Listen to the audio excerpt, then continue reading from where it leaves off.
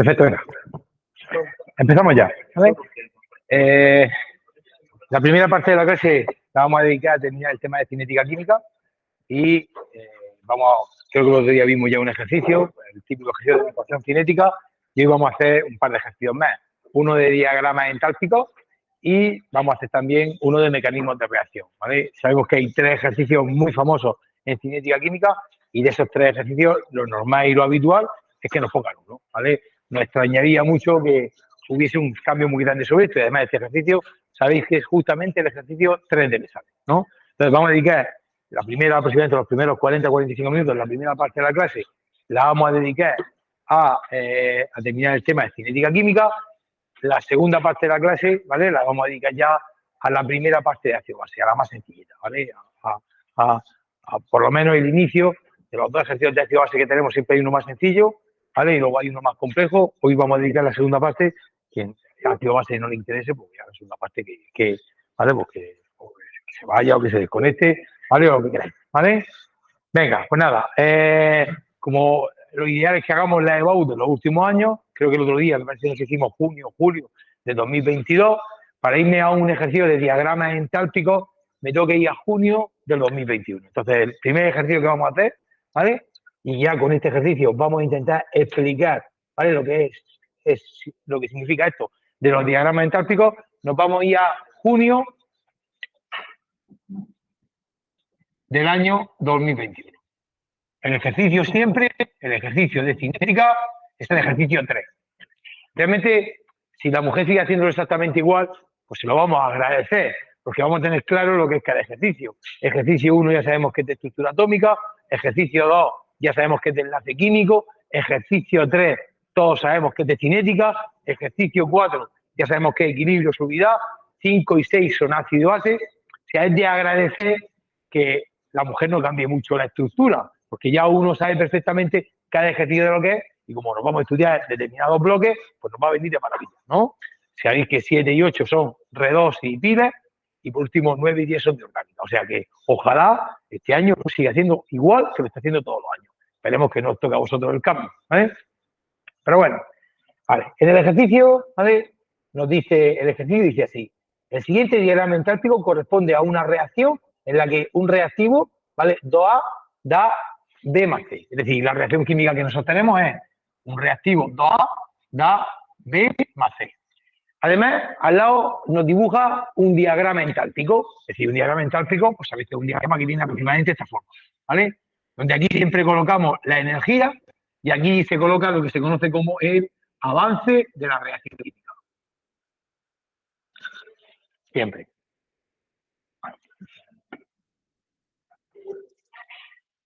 Venga.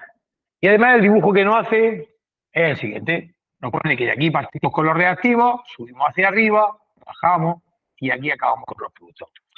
No sé si aquí nos pone el 2A, podéis poner si queréis 2A o podéis poner reactivo, lo que vosotros queráis. Y aquí podéis poner B más C o también podéis poner producto, lo que vosotros queráis. Es decir, los reactivos, ¿vale? Pues van ganando una cierta cantidad de energía, suben esta especie de cuesta y cuando llegan aquí empiezan a bajar y se convierten en el producto, ¿vale? ¿Qué más cosas nos dice con el dibujo? Bueno, nos da la energía. Dice que aquí tenemos una energía de 10. Creo que estamos trabajando en kilojulios partido de mol. Kilojulios partido de mol. Esto de aquí arriba, pues nos sale que es una energía de 20. Y este de aquí abajo, pues, si no me equivoco, me pone que es una energía de 5. ¿Vale? Fijaros, los reactivos no se convierten por arte de magia en productos. Realmente necesitan esta especie de energía, necesitan pasar de 10 a 20. Cuando ganan esa energía, automáticamente superan la cuesta y ya bajan hasta convertirse en productos, ¿vale? ¿Sabéis? Porque me imagino que lo sabéis todos, ¿vale? Que la distancia que hay desde aquí hasta aquí se llama energía de activación de la reacción directa y la distancia que hay desde aquí, hasta los productos, se llama energía de activación de la reacción inversa. ¿Vale? Esto no nos lo pone, pero bueno, lo ponemos nosotros, ¿vale? Y esta caída que tenemos desde aquí hasta aquí es lo que se conoce como la entalpía. De aquí a aquí, ¿vale? Caemos desde el 10 a 5, un total de 5, pues ya sabemos que si queremos la entalpía vale menos 5. ¿vale? Y la entalpía siempre es la caída que tenemos de los reactivos a los productos, o la subida. Porque si el diagrama entálpico fuese al revés y lo que hacemos es subir, imaginaros que nuestro diagrama entálpico tuviese esta forma. De aquí me parten los reactivos, subimos la montaña, bajamos un poquito y se convierten aquí en productos. Aquí están los reactivos y aquí están los productos. ¿Vale? Imaginaros que esto, por ejemplo, es 10. Imaginaros que esto, por ejemplo, es 20. ¿Vale? Ahora, la energía directa sería todo esto de aquí. Esto sería la energía de activación de la reacción directa. Y esto que tenemos de aquí a aquí sería la energía de activación de la reacción inversa. Ahora, para pasar de los reactivos a los productos, tenemos una subida. Esta subida es la entalpía. ¿Cuánto vamos a subir? Pues desde energía 10 hasta energía 20, pues 20 menos 10, vamos a subir un total de 10. Aquí la entalpía sería más 10. Estos son los dos dibujos que nosotros podemos tener de diagrama entálpico. O un dibujo en el que de reactivo a productos bajemos, con lo cual la entalpía será negativa, o un dibujo en el que de reactivo a productos subamos, con lo cual la entalpía será positiva. ¿Vale? Sí que es verdad que normalmente para calcular la entalpía, sabéis siempre que utilizamos la siguiente fórmula. La entalpía de una reacción química es la energía de la reacción directa menos la energía de activación de la reacción inversa. Como además la directa aquí también la sabemos, de 10 a 20, aquí la directa irían 10, y la inversa también la sabemos, desde 5 hasta 20, en total irían 15. También para calcular la entalpía podríamos utilizar esa fórmula que tenemos ahí. ¿Vale? Bueno, más cosas importantes que tenemos. A esa energía que va desde aquí a aquí, le llamamos energía que tienen los reactivos. Inicialmente los reactivos tienen energía de 10 kilojulios partido de mol. Y la energía que va desde aquí a aquí, aquí tenemos la energía que tienen los productos. Y bueno, y este punto de por aquí, cuando pasan los reactivos y ya empiezan a bajar y se convierten en productos, aquí es donde decimos que el complejo se activa. Prácticamente lo tenemos ya todo situado sobre el gráfico, ¿vale? Vamos a ver qué cosas nos preguntan, ¿vale? Porque hemos situado un montón de cosas, pero aún no sabemos lo que nos preguntan. El primer apartado me dice, copie el diagrama en la hoja de respuesta e indique si las flechas correspondientes, ¿vale? Si las flechas corresponden a la energía directa, a la energía inversa o a la entalpía, ¿vale? Me ponen 3 flechitas, me ponen esta, me ponen esta y me ponen esta. Hay que decir que esta es la energía de activación de la reacción directa, hay que decir que esta de aquí es la energía de activación de la reacción inversa y esta que nosotros tenemos aquí es la entalpía. Nos ponen 3 flechitas en el gráfico, pero es que nosotros ya lo hemos puesto lo que es cada cosa. Es más, se la hemos calculado. Hemos dicho que la energía de activación de la reacción directa, pues de 10 a 20 son 10. Hemos dicho que la energía de activación de la reacción inversa son 15. Y hemos dicho incluso que la entalpía es menos 5. Le hemos hecho más, ¿vale? Aún le hemos hecho más de lo que nos pide en la primera parte. La segunda, dice, fijándose en los valores de la energía, calcule con su signo correspondiente la energía directa, la energía inversa y la entalpía, ¿vale? Pues nada, aquí él no lo pone igual que nosotros hemos puesto. La energía directa siempre la ponemos positiva, la energía inversa siempre la ponemos positiva y lo que se pone negativo es la entalpía, en caso de que haya caída. O sea, tanto la energía directa como la inversa, siempre positiva. Pero la entalpía dependerá de que tengamos una caída o que tengamos una subida, ¿vale? La pondremos positiva o negativa, ¿vale? Por ejemplo, mirad, en este caso, imaginaros que hubiésemos llegado aquí, este punto de aquí, es 30 de energía. 30, igual que sean kilojulios, que sean julios, que sean calorías, me da exactamente igual, ¿vale? Pues en este caso, ¿cuánto valdría la energía inversa? Pues desde aquí hasta aquí, la energía inversa valdría 10. ¿Y cuánto valdría la directa? Pues desde el 10 hasta el 30, ¿valdría cuánto? Valdría 20. Y la entalpía sería más 10. ¿Vale? Las energías las ponemos siempre positivas, pero la entalpía depende. Si tenemos una subida de reactivo a producto, pondremos positiva la entalpía. Si tenemos una caída, pues la pondremos negativa. Venga, ¿qué más cosas nos pregunta? En el D nos pregunta, escriba la expresión general de la entalpía, ¿vale? En función de la energía directa y la energía inversa, y compruebe que se cumple, ¿vale? Ya hemos puesto la fórmula de la entalpía, ¿vale? Y ahora pues la calculamos. La entalpía es la energía directa, que hemos dicho que es 10, menos la energía inversa, que es 15. Y cuando haga esto me sale menos 5. Por supuesto, kilojulios mol. ¿Vale? Es verdad. Se cumple perfectamente. Vemos que del 10 hasta el 5 hay una caída de 5. Con lo cual hemos calculado, hemos puesto la expresión, ¿vale?, famosísima de la entalpía, y hemos calculado realmente esa entalpía utilizando esa expresión. Aunque ya lo sabíamos lo que iba a salir, ¿vale? Yo sabía que del 10 al 5 iba a bajar en 5, ¿vale? Ya lo tenía claro. Pero bueno, ¿vale? No sé si entiende. ¿No? ¿Eh? Si repetimos, ¿vale?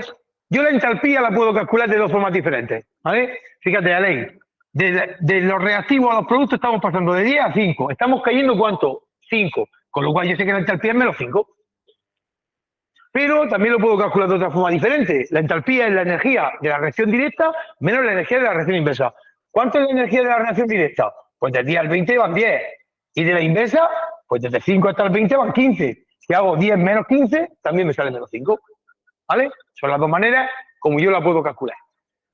La famosa esta. Esto de la caída que tenemos, la subida, normalmente se comenta menos. ¿Vale?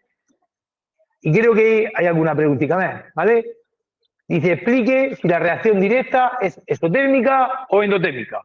La entalpía de la reacción directa, porque nosotros siempre estamos trabajando, el avance de la reacción funciona con la reacción directa, la reacción que nosotros con la que estamos trabajando tiene una entalpía de menos 5. Y cuando la entalpía era negativa, ¿cómo era la reacción? ¿Exotérmica o endotérmica? Exotérmica. Cada vez que la entalpía nos queda un número negativo, queda más bonito que pongáis cuando la entalpía es menor que 0, eso significa que la reacción es una reacción exotérmica. Es una reacción que desprende calor. Es decir, la reacción está funcionando y además de funcionar y que los reactivos se están convirtiendo en productos, se está desprendiendo calor. Hay reacciones que desprenden calor y hay reacciones que para que funcionen necesitan calor. En este caso de aquí, como la entalpía es positiva, o mejor escrito, como la entalpía es mayor que 0, nuestra reacción es una reacción endotérmica. Es una reacción que gasta o consume calor, como vosotros queráis. Si queréis podemos poner consume calor. Es decir, para que funcione necesitamos o va a gastar energía. Y no sé si pregunta algo más. Por último, dice, explique si la adición de un catalizador afectaría a la velocidad de la reacción y a la entalpía. Y ahora, para poner un catalizador, vamos a hacer un nuevo dibujo que se vea bien claro, ¿vale? ¿Qué ocurriría con un catalizador nuevo?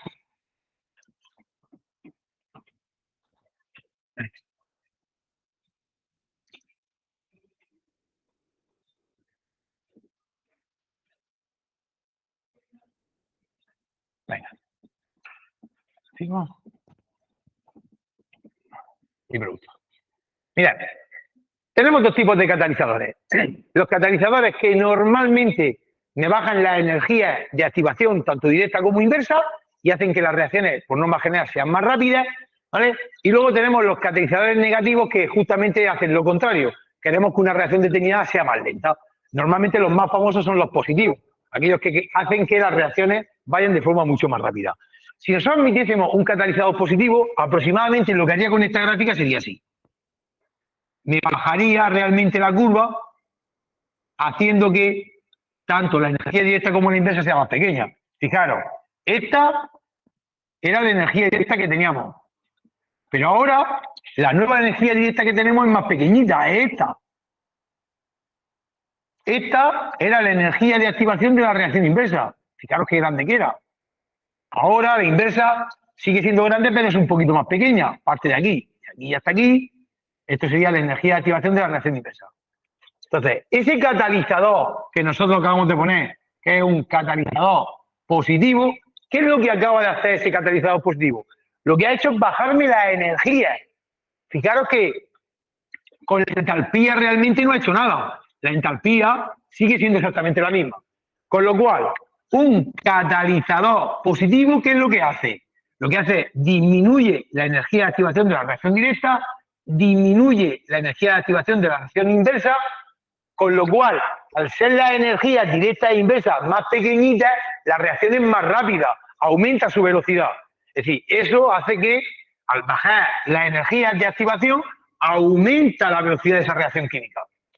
Es decir, los catalizadores positivos se introducen para que la reacción empiece a funcionar de forma más rápida. Seguro que todos en el laboratorio habéis hecho alguna vez algún experimento y la reacción no funcionaba bien. De pronto echáis un producto que es un catalizador y la reacción va de forma muy rápida. Entonces, un catalizador positivo lo que nos hace es disminuir las energías, tanto directa como inversa, y hace que la reacción sea más veloz. Sin embargo, la entalpía permanece constante. No la cambia. Si nosotros, en vez de introducir un catalizador positivo, introdujéramos un catalizador negativo, aproximadamente la gráfica sería esta.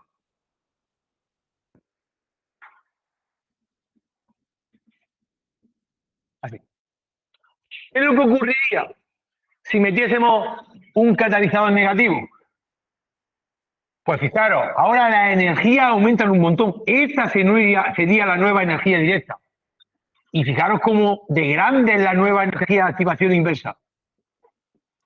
Con lo cual, un catalizador negativo lo que haría sería que aumentasen muchísimo las energías de activación directa y de activación inversa, con lo cual provocaría una caída en la velocidad. Sería mucho más difícil que nuestro reactivo le cuesta mucho más trabajo subir esta cuesta y es mucho más difícil que el reactivo se convierta en producto.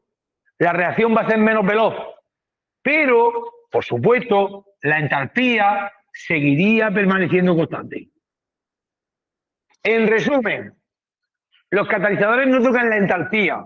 Los catalizadores lo que tocan, ¿vale?, es la velocidad de la reacción, la energía directa o inversa.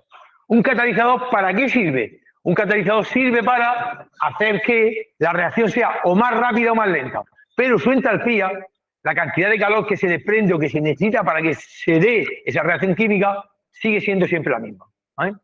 Este ejercicio para mí es un regalico, ¿vale? Ojalá nos toque uno de estos de diagrama entálpico. Este es un regalico. Aquí son 2 puntos. ¿Sí? Este salió en junio. Toca. Yo creo que toca. Salió en junio de 2021. Luego ha salido 2 de mecanismos de reacción y 1 de diagrama entálpico. O sea, perdón, 2 de mecanismos y 1 de la ecuación cinética. Con lo cual yo creo que toca. O sea, el año pasado, en junio y en julio, este es el que no salió. O sea que tenéis muchas opciones de que quede este año, ¿vale? Ojalá, ¿vale? Ojalá, porque es un ejercicio bastante sencillo, ¿vale? Hay muy poquitas aquí cosas para calcular. Solo tenéis que llevar cuidado con una, ¿vale?, con una cosa. Nosotros, todo lo que estamos haciendo es para la reacción directa. Si nos hablaran de la reacción inversa, fijaros, si no hablan de la parte inversa, si yo quiero que el B y el C se conviertan en A, la reacción al contraria, ya lo bajo, lo que hago es subir, le doy la vuelta. Cuidado, ¿vale? Es decir, yo todo lo que estoy hablando todo el tiempo es para las reacciones en el que el reactivo se convierte en producto, pero sabéis que las reacciones muchas veces tienen sí solo sí, con lo cual puede ser que el producto en un determinado momento se convierta en reactivo. Si habláramos de la reacción inversa, la que pasa de aquí a aquí, no tiene una entalpía negativa. De aquí a aquí estamos subiendo, con lo cual en ese caso la entalpía sería positiva. Cuidado con eso, ¿vale? Cuidado con eso. Nosotros, es muy raro que hablen de la reacción contraria, es muy raro, ¿vale? Pero bueno, se podría dar, ¿vale? El caso. Entonces, esta reacción que nos han puesto, si hablamos de la reacción directa, la entalpía de la reacción directa es negativa. Tenemos una caída de los reactivos a los productos, bajamos. Pero si habláramos de la reacción contraria, de la que B y C se convierten en 2A, sería al contrario. De aquí a pasar aquí, estamos subiendo, la entalpía sería positiva. Sería exactamente igual, pero positiva. Llevar un pelín de cuidado con eso, ¿vale? No vaya a ser que nos cambie o algo. Es decir, esta entalpía realmente es de la reacción como la estamos viendo directa. Si nosotros calculáramos la entalpía de la reacción inversa, sería justamente al contrario. Sería de más 5, ¿vale? En vez de menos 5. Lleva mucho cuidado con eso, ¿de acuerdo? ¿Hay alguna duda en esto, en este ejercicio? No, solamente queremos que nos lo pongan, ¿vale? Ojalá, ¿vale? Es lo que queremos de este ejercicio. Porque veremos que este ejercicio es más sencillo que los ejercicios de mecanismos de reacción, ¿vale? Pues entonces, ¿no hay ninguna duda? Venga, pues, borramos. Nos pasamos a julio de 2021, que pusieron uno de mecanismos de reacción. Como mínimo, mi consejo en todas las asignaturas, como mínimo, ¿vale? 20, 21 y 22. Hay que hacerse mínimo los 3 años. Mínimo. Todo lo que hagamos más, perfecto. pero mínimo los últimos 3 años, de todas las asignaturas que os vayáis a presentar. Sobre todo, bueno, yo conozco más las de ciencias. Las de ciencias son una referencia a los últimos 3 años, desde que tenemos el COVID, ¿vale? Para que nos acostumbremos qué viene en el 1, qué viene en el 2, qué viene en el 3, qué viene en cada ejercicio. Aunque yo creo que ya más o menos medio lo sabéis.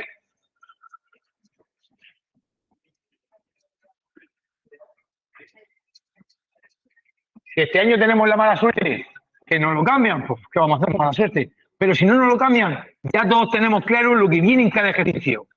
Ya sabemos todo. Ejercicio 1, estructura atómica. Toda la parte de configuración, números cuánticos, etcétera, etcétera. Ejercicio 2, enlace químico. Los ciclos de von Haber, las estructuras de Lewis, todas esas cosas. La fuerza intermolecular. Ejercicio 3, cinética. ¿Vale? Sí, es que es muy bueno saber lo que tenemos justamente en cada año. Venga. Voy a sacar el 3. El ejercicio 3 de julio de 2021, este ejercicio es de mecanismos de reacción, el que vamos a hacer ahora.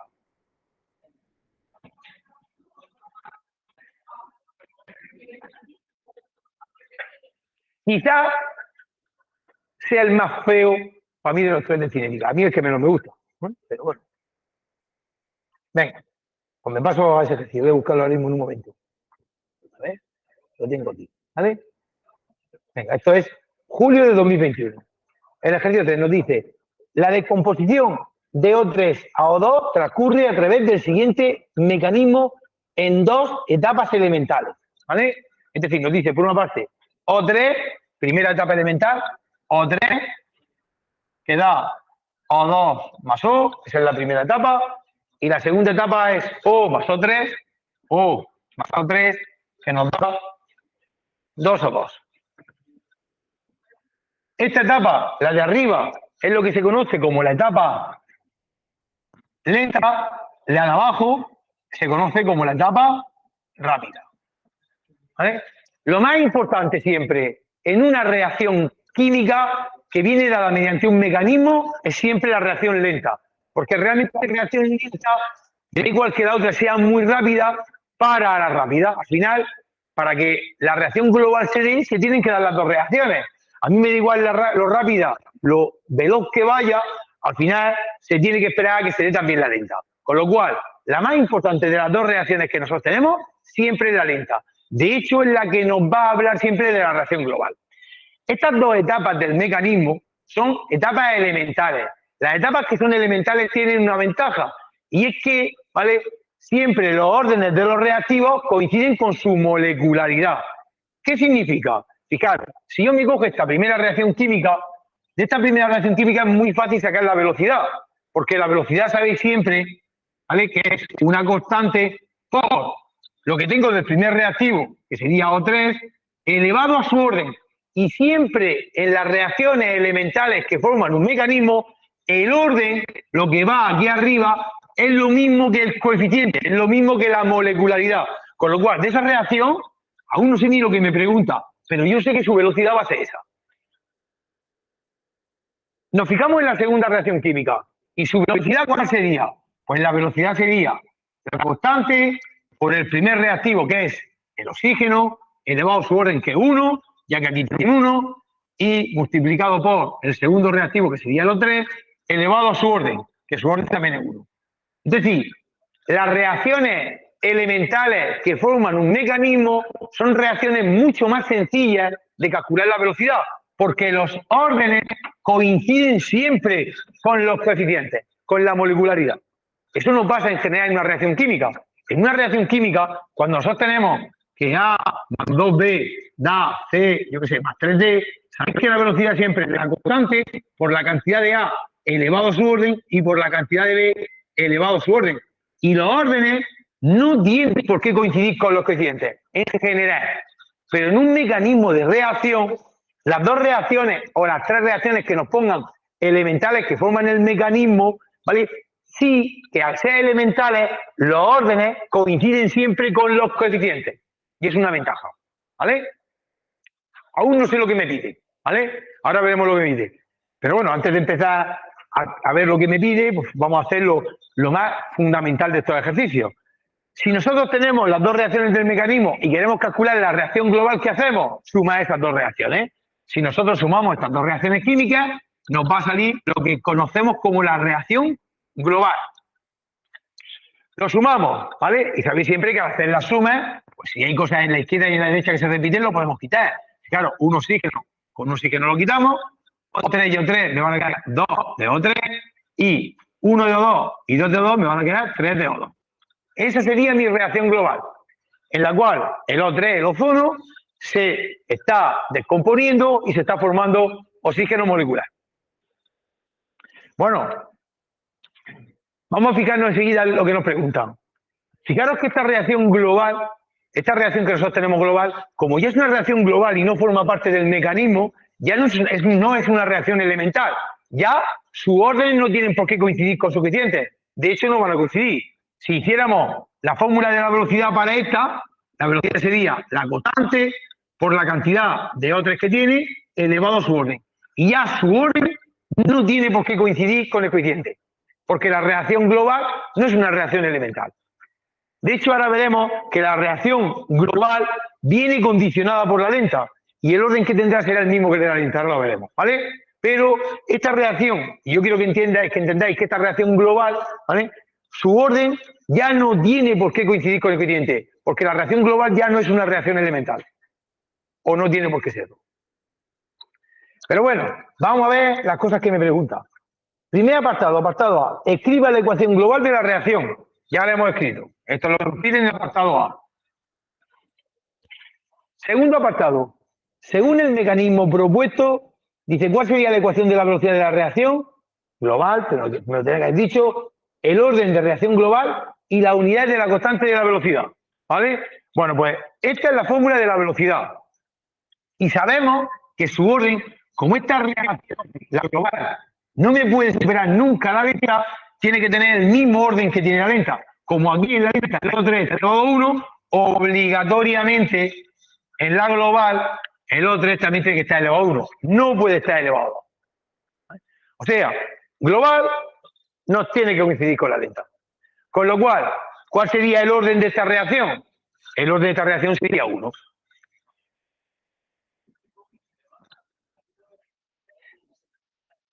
No sé si me pregunta algo más. Sí, me parece que me preguntaba que dijéramos no.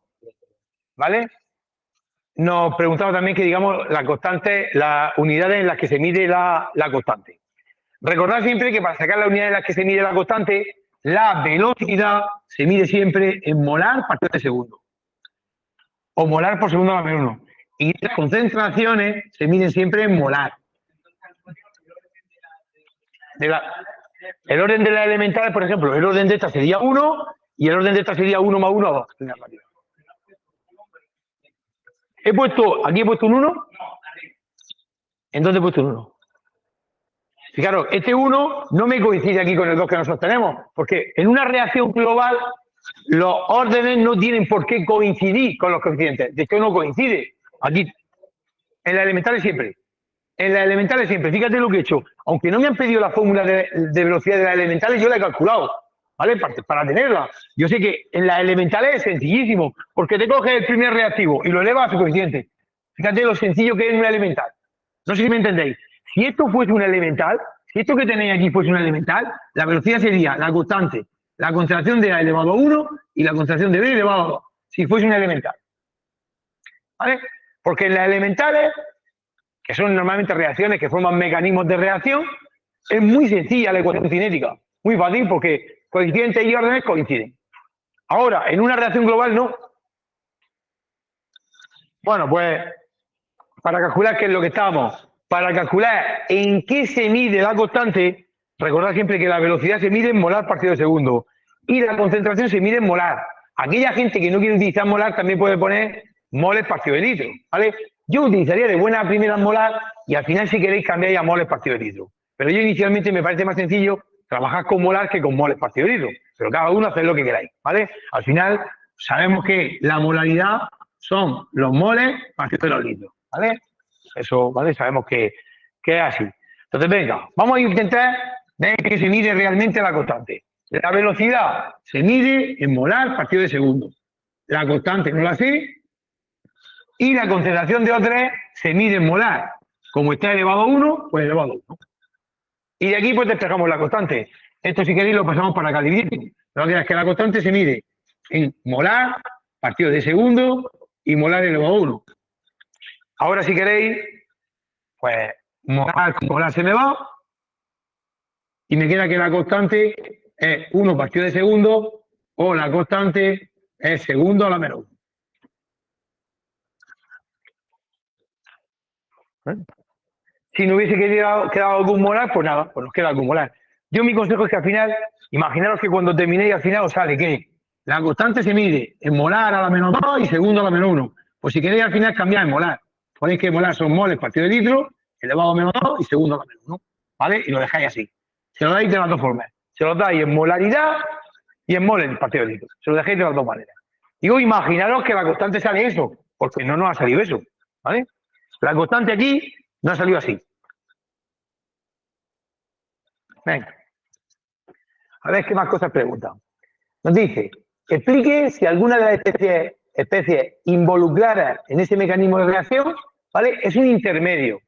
¿Qué son los intermedios? Son aquellos elementos que aparecen en el mecanismo, en las dos reacciones, pero no nos aparecen en la reacción global. Aquí hay un elemento que me aparece dentro del mecanismo, pero luego en la reacción global no me aparece. ¿Cuál es ese elemento? El oxígeno. Aquí tengo el oxígeno, aquí tengo el oxígeno, me aparece en el mecanismo de reacción, pero en la reacción global no nos aparece. Pues ese elemento es un intermedio. Si lo redactáis como lo pone ella, pues perfecto. Dice, sí, el oxígeno es un intermedio, porque se forma en la primera etapa y se consume en la segunda, y no aparece en la ecuación global de la reacción ni en la ecuación de la velocidad. Bueno, ¿vale? Pues si queréis dar esta explicación, ¿vale? Yo simplemente digo que es un intermedio porque aparece dentro del mecanismo, pero no aparece en la reacción global. Ella ha sido más explícita en esta ocasión, ¿vale? Se genera en la primera reacción química, se consume, se gasta en la primera, porque en la primera están los reactivos, pero al final en la reacción global no nos aparece. ¿Vale? Ha sido más explícita de lo que yo soy, en este caso. Yo cogeros los ejercicios, haceros los ejercicios con las soluciones al lado, sobre todo estos ejercicios que son tan teóricos, ¿vale? E intentar expresaros al máximo posible como lo hace ella, ¿vale? Es un consejo que no paro de daros continuamente, ¿vale? Y os lo voy a seguir recalcando. Nos expresamos como se expresa la coordinadora, ¿vale? Eso es lo ideal, ¿vale? Lo que debemos de hacer, ¿vale? Bueno, pues si queréis, ¿vale? En 2022 tenemos uno más de esto, de mecanismos de reacción, porque creo que esto ya está, o no sé si hacer una pregunta más. Espera. Dice, ¿cómo afectaría la velocidad de la reacción química y a la constante de la velocidad un aumento de la temperatura? ¿Vale? O sea, nos pide cómo afectaría a la velocidad y a la constante los cambios de temperatura. ¿Vale? Voy a borrar aquí lo último que me falta. El apartado D lo hacemos.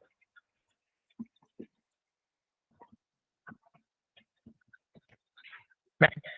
Seguramente recordáis que para este último apartado utilizamos una cosa muy famosa que se llama Arrhenius, ¿vale? Arrhenius nos dio una fórmula en la que nos decía que la constante dependía de un número A que no le vamos a hacer caso, un factor, y lo más importante, dependía de E elevado a menos la energía de activación partido de la temperatura y aquí multiplicado por E. Esta es la fórmula relativa a Arrhenius. Lo más importante, y lo que yo quiero que os quedéis de aquí, realmente la constante depende de dos cosas. Depende de la temperatura y de la energía de activación de esa reacción química. Depende de esas dos cosas. ¿Vale? Entonces, ¿qué le ocurre a la constante, ¿vale? Para que realmente pueda cambiar? Pues para que pueda cambiar se tienen que producir cambios en la temperatura o en la energía de activación. Y como nos pueden preguntar las dos cosas, vamos a ver realmente las posibilidades que nosotros tenemos. Fijaros. Normalmente, si nosotros hablamos de la temperatura, ¿qué ocurre cuando subimos la temperatura de las reacciones químicas o a las que están las reacciones químicas? Pues que la reacción, teóricamente, empieza a funcionar de una manera más rápida. Es decir, que su constante veréis que se va a hacer más grande. Con lo cual, una subida de la temperatura va a conllevar, según Arrhenius, que nos suba la constante de la velocidad. Con lo cual, tendremos una subida de la velocidad de la reacción química. Y ponerle, según Arrhenius, o le escribís la ecuación de Arrhenius o le decís que esto es debido a Arrhenius. Ella no le ha escrito la ecuación, pero queda bien, ¿vale? Si mejoramos todavía lo que hace ella, pues mejor, ¿vale? Y con la energía de activación pasa justamente lo contrario. Si nosotros hacemos que la energía de activación sea muy alta, hace falta mucha energía para que mis reactivos realmente se activen y se conviertan en productos. Con lo cual, una subida de la energía de activación, que es, ¿vale?, el otro término que aparece, conllevaría una caída de la constante, con lo cual una caída de la velocidad.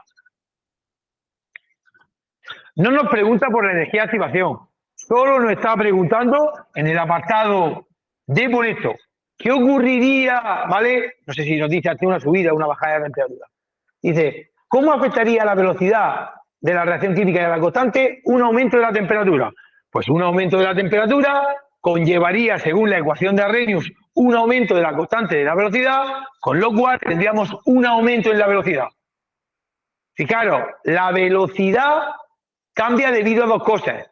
¿Sabéis que la velocidad es siempre la constante por el primer reactivo elevado a su orden y por el segundo reactivo elevado a su orden? ¿Qué le hace cambiar a la velocidad? Pues cuanto mayor sea la constante, mayor será la velocidad, y cuanto mayor sean las concentraciones, mayor será la velocidad. Con lo cual, lo que me hace cambiar la velocidad son cambios en la constante, que los cambios en la constante deben o se deben a los cambios en la temperatura de la energía de activación y cambios en las concentraciones. Es decir, aunque esto de aquí no nos lo pregunten, recordad que un aumento de la constante conlleva un aumento de la velocidad. Y un aumento de las concentraciones de los reactivos conlleva también un aumento de la velocidad. No nos lo pregunta, pero bueno, ¿vale? Lo dejamos ahí. Aquí lo único que nos pregunta en este apartado, lo único que tendríamos que poner, a mí sería esto, ¿vale? Que aumentar la temperatura conlleva un aumento de la constante, en consecuencia un aumento de la velocidad de la reacción química, ¿vale? Esto es lo único que tendríamos que poner. Yo pondría la fórmula de Arrhenius o lo nombraría, lo que queráis, ¿vale? No está más que lo nombremos. Este ejercicio, Antonio, dime. y cuando te pregunten por el significado de la constante, el significado químico, Según ella, me pregunta Fran, que cuando nos pregunte por el significado químico, ¿vale? Para ella, ¿vale?, el significado químico que tiene la constante sería el valor que tomaría la velocidad si las concentraciones fuesen. Según ella, el significado químico que quiere que le demos, ¿vale?, es la constante es el valor que tomaría la velocidad si las concentraciones fuesen 1. O sea, es lo que escribe ella, y como es lo que escribe ella, es lo que vamos a escribir nosotros. Probablemente hay algún profesor que me escribe cosas diferentes, pero bueno, para ella, ¿cuál significa ese significado químico de la constante? Pues para ella el significado químico de la constante, y hablo siempre de la coordinadora, que a la que le tenemos que hacer caso, puesto que se me lo va a poner ella, ¿vale?, es el valor que tendría la velocidad si las concentraciones fuesen 1. Fijaros, si las concentraciones de los reactivos vale 1, pues al final me va a quedar que la velocidad coincide con ¿qué? Con la constante. O sea, repito, es el valor que tomaría la velocidad, ¿vale? Es el valor que tiene la velocidad cuando las concentraciones valen. Cogerlo luego, si tenéis por ahí, lo tenéis hecho por ella, ¿vale? Ese enunciado. También, evidentemente, me lo podría preguntar, ¿vale? Bueno, la verdad es que el ejercicio tampoco está mal. A mí tampoco me disgusta, ¿eh? Es que de cinética me gusta todo, la verdad. Este tema, es que es muy aconsejable. Es verdad que son 3 ejercicios para que solamente me pongan uno, pero este tema es que los 3 ejercicios nos gustan, ¿eh? No sé esta verdad es que la dejaré muy rápido. ¿Cuál prefiere cada uno? Pero bueno, ¿eh? Bueno, ¿qué queréis que hagamos? Voy a hacer uno más, ¿vale? Voy a hacer un ejercicio más. ¿Hago uno igual que ese o busco uno de la ecuación cinética? Busco uno de la ecuación cinética, ¿vale? Y así hoy hacemos uno de cada clase, ¿vale? Venga. Voy a buscar uno y con esto terminamos esta primera parte. Bueno, voy a irme al 2020, al examen del 2020.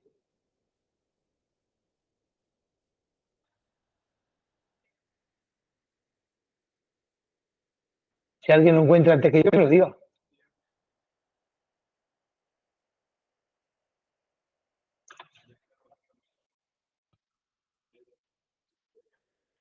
Probablemente en el 2020 habrá alguno, digo yo.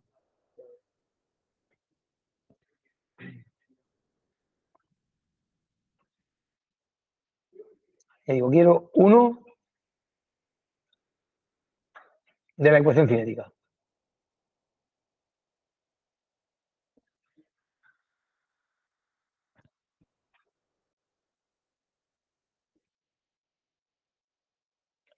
septiembre de 2020. No, pero ejemplo, aquí tenemos. De septiembre de 2020 tenemos el ejercicio 3. Te digo, como mínimo, estos 3 últimos años, ¿vale? Que veáis, que os acostumbréis mucho al esquema que tiene la coordinadora, ¿vale? Él siempre lo hace exactamente igual. Y este el último año no va a cambiar, este va a ser el último año, no me va a cambiar la estructura, ¿vale? Con lo cual sabemos cada ejercicio dónde estamos. Y claro, yo me voy y ya que me voy buscando el 3. Voy a ir buscando cinética y ya me voy buscando el ejercicio 3. Vale.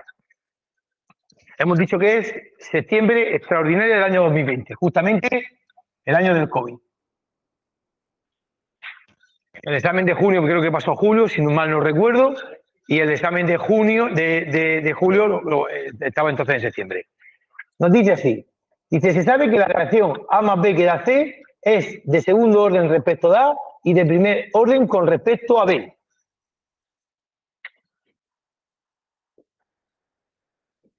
A más B que da C. Y me dice que esta reacción es de segundo orden con respecto a A y de primer orden con respecto a B. Es decir, si nosotros ya escribimos la ecuación de la velocidad sería la constante, por la concentración de A elevado a su orden y por la concentración de B elevado a su orden. Si nuestra reacción, esto aquí es beta, ¿vale? Que no se confunda, beta. Si nuestra reacción fuese una reacción elemental, yo tendría clarísimo cuáles son los órdenes, porque los órdenes coincidirían con los coeficientes, pero no es una reacción elemental, porque me ha dicho que tiene orden 2 para el reactivo A y orden 1 para el reactivo B, con lo cual lo que me está diciendo, ¿vale? La coordinadora es que la velocidad es la constante, la concentración de A elevado a su orden, que me está diciendo que vale 2, y la concentración de B elevado a su orden, que me está diciendo que vale 1. La verdad es que ahora mismo me lo he cogido el examen, pero no me lo he cogido resuelto. Cogerlo resuelto, ¿vale? Pues que veamos exactamente cómo lo comenta todo ella. ¿Vale? Ya mismo sin querer abierto uno que no está resuelto. En el apartado A me dice, escriba la ecuación de la velocidad de la reacción química. Pues ya lo hemos escrito. Ya hemos escrito el apartado A. Apartado B me dice, ¿es dicha reacción un proceso elemental o una reacción elemental? Justifique su respuesta. ¿Esa reacción que tenemos es una reacción elemental? No. ¿Por qué? Porque los órdenes no nos coinciden con los coeficientes, con la molecularidad. Aquí no está mal que veamos exactamente cómo lo dice ella. ¿Vale? Si queréis, ahora bajamos el examen y vemos cómo lo redacta ella. Pero la respuesta es, no es un proceso elemental. ¿Por qué? Porque los órdenes de los reactivos no coinciden con los coeficientes, lo que se llama normalmente molecularidad. ¿Vale? Pero ya digo, luego descargárselo resuelto por ella, a ver lo que dice. Seguimos. Apartado C. ¿Cuáles son las unidades de la velocidad y de la constante? ¿Vale? Bueno, en el apartado C me pide la unidad de la velocidad. La velocidad, sabéis que siempre se mide en molar partido de segundo. O en molar por segundo a la menos 1, como vosotros queráis. ¿Vale? Y si no queréis poner molar, pues ponéis moles partido de litro por segundo a la menos 1. Se lo ponéis de todas formas. Las concentraciones siempre se miden en molar o moles partido de litro, como vosotros queráis. La velocidad siempre en molar partido de segundo o molar por segundo a la menos 1. O si no queréis poner molar, moles partido de litro por segundo a la menos 1. Las concentraciones, aunque no las pregunten, siempre en molar. Y lo que no sabemos, lo vamos a calcular ahora mismo, es cuáles son las medidas de la constante. Venga, ese es el apartado C. En el C. En el A me han preguntado, ¿vale? Me han dicho, ponga la fórmula de la velocidad. Ya la hemos puesto. En el apartado B me han preguntado, ¿es dicho proceso o dicha reacción un proceso elemental o una reacción elemental? Justifique su respuesta. No es una reacción elemental. ¿Por qué? Porque los órdenes no me coinciden con los coeficientes, ¿vale? Con la molecularidad. Pero de todas maneras, mirad cómo se expresa ella. ¿De acuerdo? Para que fuese una reacción, estos órdenes tendrían que coincidir con esos coeficientes. Tendrían que ser 1 y 1. Apartado C me dice, dígame en qué unidad se mide la velocidad y la constante. La velocidad se mide siempre en molar partido de segundo, o lo que es lo mismo, molar por segundo a la menos 1, o si no queréis poner molar, ponéis moles partido de litro por segundo a la menos 1. ¿Vale? Las concentraciones siempre se miden en molar y lo que no sé es la constante, que la vamos a despejar, porque en cada reacción química la constante suele tener pues, unas medidas diferentes. Venga, vamos a despejar aquí las medidas en lo que se mide la constante. La velocidad se mide en molar partido de segundo. Molar partido de segundo. La constante no la sé. La concentración de A se mide en molar elevado al cuadrado y la concentración de B se mide en molar elevado a 1. Ahora, despejamos la constante. Esto y esto me lo paso dividiendo. Y lo que es que la constante sería igual. Pongo una raíz de fracción. Arriba dejo molar y abajo dejo segundo. Este molar lo paso hacia abajo, molar al cuadrado. Y este lo paso también hacia la izquierda, molar elevado a 1. Ahora si queremos molar, con molar se va. Y me va a quedar que la constante es molar a la menos 2 por segundo a la menos 1. No, porque ¿y si la concentración está elevada a 3? Y esto es molar al cubo. Hay que despejar, Javi, aquí, a la fuerza, ¿vale? Hay que despejar. Hay que poner la velocidad, que siempre es molar por segundo, se pone la K y luego se ponen las concentraciones elevadas. Y ya tienes que simplificar, ¿vale? A la fuerza. ¿Vale? Y nos puede cambiar, claro, es lo único que cambia. Si no queréis ponerlo así, queda también muy bonito que lo pongáis así y además lo pongáis así. Moles partido de litro elevado a menos 2 y segundo elevado a menos 1. Así. Lo dejáis así. Yo lo dejaría así.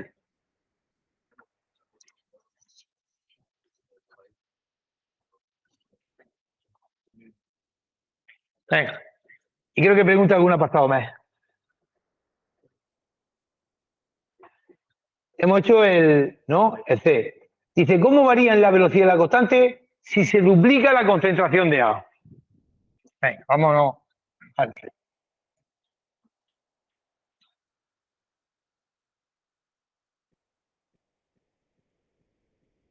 Venga. Nos pregunta, ¿cómo varía la velocidad y la constante si se duplica la concentración de A? A la constante no le afecta. ¿Por qué? Porque a la constante solamente le afectan los cambios de temperatura y los cambios en la energía de activación. Entonces, a la constante, a la K, o sea, me están diciendo que lo que vamos a hacer va a ser, vamos a duplicar la cantidad de A. Eso es lo que me están diciendo.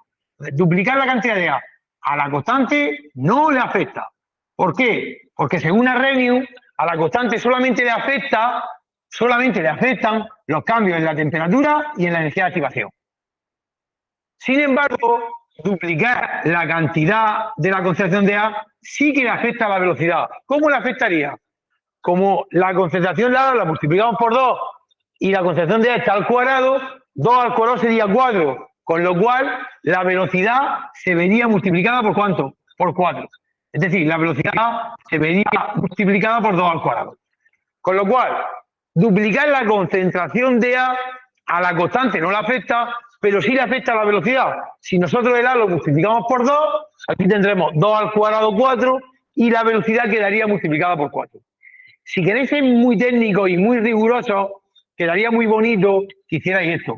Aunque realmente no hace falta. Ella yo creo que simplemente lo redacta. Ella dice, duplicar la concentración de A hace que la velocidad se multiplique por 4. Duplicar la concentración de B hace que la velocidad solamente se multiplique por 2. O sea, no lo hace, pero si queréis ser muy matemático y muy técnico, lo que tendríamos que hacer sería lo siguiente. La nueva velocidad sería la constante, vamos a multiplicar por 2 la concentración de A, que esto está elevado al cuadrado, y la concentración de B la dejamos como está, que esto está elevado a 1. Si hacemos estas operaciones, nos va a quedar la constante, 2 al cuadrado nos quedaría 4, nos quedaría la concentración de A elevado a 2 y la concentración de B elevado a 1. Con lo cual, la velocidad es la misma que la de antes, pero multiplicada por 4. Esto nos quedaría 4 veces la velocidad inicial. Eso sería la forma matemática y técnica de demostrarlo. Pero ella no lo hace. Con lo cual, bueno, no tengo ahora mismo la solución delante. Con lo cual no hace falta. Simplemente con que digáis que si duplicamos la concentración de A la velocidad se multiplica por 4 y lo redacté y sería suficiente. Que es lo único que hace ella. ¿Vale? Venga. Y, por último, la última pregunta que nos hace, dice, ¿cómo afectaría a la velocidad y a la constante una disminución de la temperatura? ¿Dónde borro? Aquí abajo.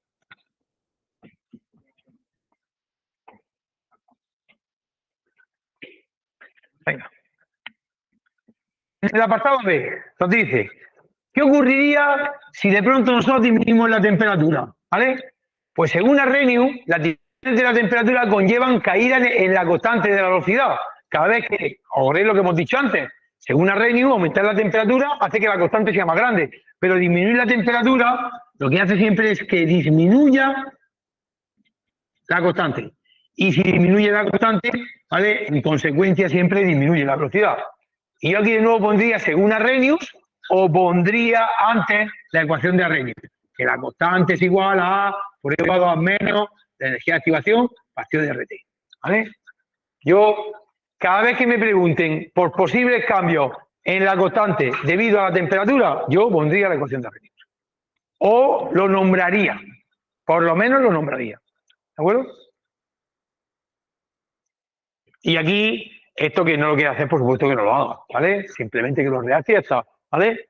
Por ejemplo, ¿qué ocurriría si en vez de duplicar, triplicamos la velocidad por cuánto se multiplicaría? Por 9. ¿Vale? ¿Y si hiciéramos la constelación de A la dividimos entre 2? ¿La velocidad quedaría dividida entre cuánto? Si tú divides la constelación de A entre 2, ese 2 lo vas a elevar al cuadrado. La velocidad quedaría dividida entre 4. ¿Vale? O sea, realmente lo que tú le hagas a A le va a afectar al cuadrado siempre. Y lo que tú le hagas a B, como esté elevado a 1, le va a afectar exactamente como lo hagas. Si tú divides B entre 2, pues la velocidad va a quedar dividida entre 2, porque el 2 está elevado a 1. ¿Vale? Lleva un pelín de cuidado con esto. Y si aquí en vez de tener un 2 tuviésemos un 3, ¿qué pasa si duplicamos el A? ¿La velocidad por cuánto se multiplicaría? Ese 2 por el que multiplica se elevaría ¿cuánto? A 3. ¿Y 2 elevado a 3 cuánto sale? 6, no. 2 elevado a 3 ¿cuánto sale? 8. ¿Vale? Vale, eso, fallo. Son cosas que vas a hacer. No sé qué le ha dicho, he oído por ahí 6. Pero, no lo sé. Pasa, ¿eh? Hasta que 2 elevado a 3 sea 6. Escucha, no sois los primeros ni los últimos, ¿vale? Ni los últimos. Vale. Venga, pues el tema de cinética lo dejamos aquí, ¿vale? El tema de cinética. Descansamos 5 minuticos y empezamos un poco con ácido base. Ya, quien no quiera nada de ácido base, que se vaya. O que se quede. Que haga lo que quiera. Venga, paro aquí la primera parte de la clase. Descansamos 5 minutos, ¿vale? Los que estáis en casa.